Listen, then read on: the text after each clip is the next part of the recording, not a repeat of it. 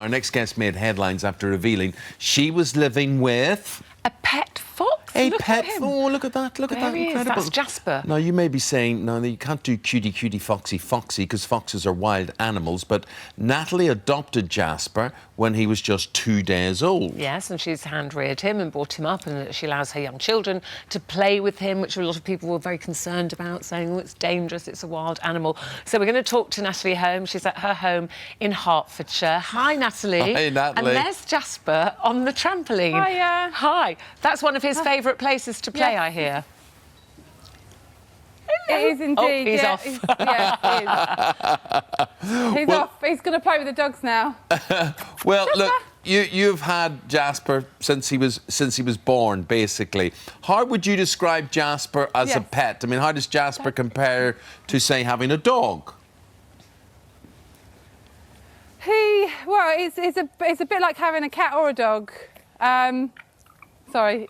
He's approaching the... Let's turn the camera and see it. Let's see it, camera. There we go. There Lovely. He's trying to get to the cameraman. Yeah. Yeah, he's like having a cat and a dog. He's not really trainable, as in... people have trained foxes to sit, but... I don't have any sort of purpose to train him, so he's just a family pet. And why did you adopt him when he was so young? He'd been abandoned, I presume, Natalie. Yeah, he'd been left in a garden, and people had handed him in as a puppy. They thought he was a puppy, and obviously he was a 2-day-old fox cub, so needed hand rearing. He needed bottle feeding every couple of hours through the night for the first 2-3 weeks of his life. Well, Natalie, tell us about Jasper's instincts. Some people will say, you know, once a fox, always a fox. He's got those wild, cunning habits that a fox has. Do you believe that he is domesticated? Well, he is domesticated. He obviously, you know, a lot of people do use the words cunning and sly. They're very clever, but they do get a lot of bad press. That, you know, they're always seen as, in any sort of children's books and everything, it's always seen as the villain, and they're not. They're very sweet animals. He's very affectionate. He's very cuddly. You know, he picks his moments. But he's essentially like an 8-month-old puppy at the moment, so he is sort of very full of life and excitable. So he does jump around and things like that, but he's not vicious. OK, but when you bring him out a walk, what reaction do you get from other dog owners or cat owners, and how does he interact with other animals?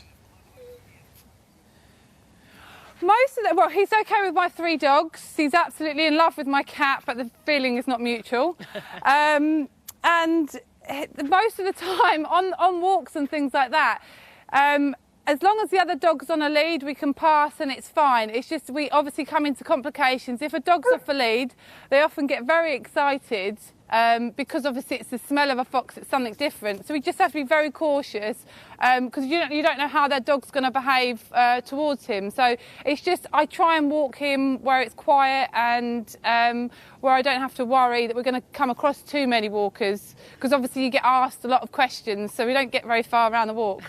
And we're been looking at pictures of Jasper with your 2 children, who are 5 and 3, playing, very affectionate. They're chasing after him, having a lovely time. Now, there are people that have criticised you for that and saying, you know, that's a dangerous wild animal that could turn on your children at any time. We've heard stories before of, you know, foxes that have got into somebody's home and bitten a baby in a cot. How do you respond to that? So that's a fox that's gone in looking for food. If this happened, it has gone in looking for food, and it's obviously been a wild one.